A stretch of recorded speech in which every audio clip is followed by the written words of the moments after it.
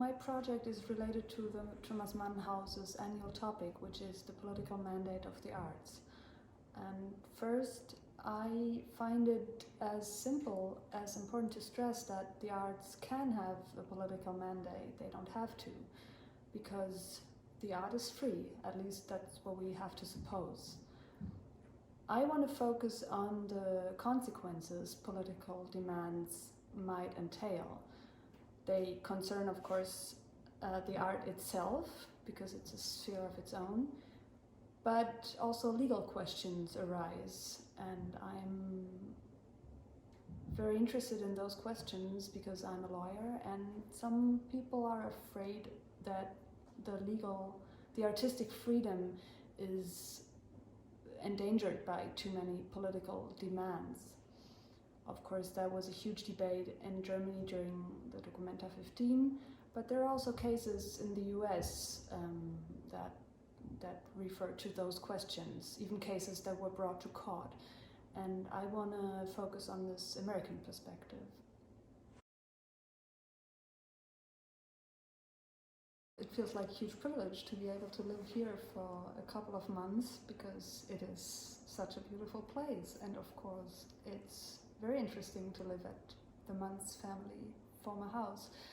And at the same time, Thomas Mann offers a lot for the current topic, the political mandate of the arts, because his relation to this is very interesting. On the one hand, he is considered to be the political engaged artist of his time, at least writer of his time. You just have to think of the BBC broadcasts he did during the Second World War, and which were recorded also in this house, in his study. But at the same time, he always stayed rather skeptical with regard to political activism of artists. You can sense that very clearly in his earlier book, Betrachtung eines Unpolitischen, which is full of anti-democratic nationalism, and he himself has distanced from the book a lot. But also in later publications and essays and letters and books, you can feel that he stayed skeptical about it. So, for example, in the 1950s, he was talking or describing himself as a Wanderredner der Demokratie, which I cannot translate in a proper way. And he did that not without irony. And he added in a later letter to a friend that to him this was a role he identified with as much as an artist would identify with his role. So I think all this offers a lot to deal with such a topic.